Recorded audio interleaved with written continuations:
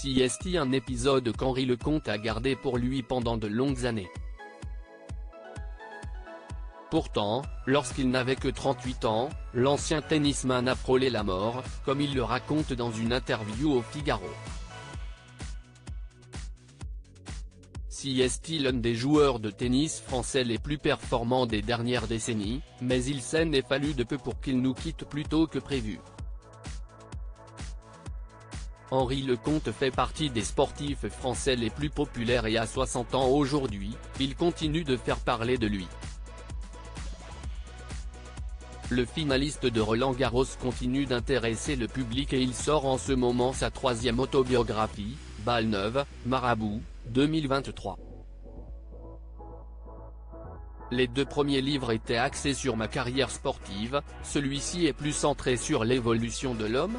J'ai voulu raconter les bons et mauvais côtés de ma vie et confier la passion pour mon sport, raconte-t-il dans une interview accordée au Figaro ce mercredi 18 octobre. Un livre dans lequel il dit tout et évoque pour la première fois cette journée où il a failli perdre la vie.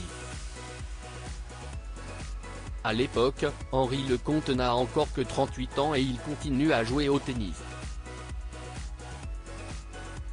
Je participais à un tournoi à Dublin et après un match contre Jacob Laz, j'ai été pris de vomissements avec un mal de tête insupportable, se souvient le compagnon de la créatrice de bijoux, Maria Dovlatchaï, avant d'indiquer la cause de ces maux, on m'a décelé une méningite foudroyante.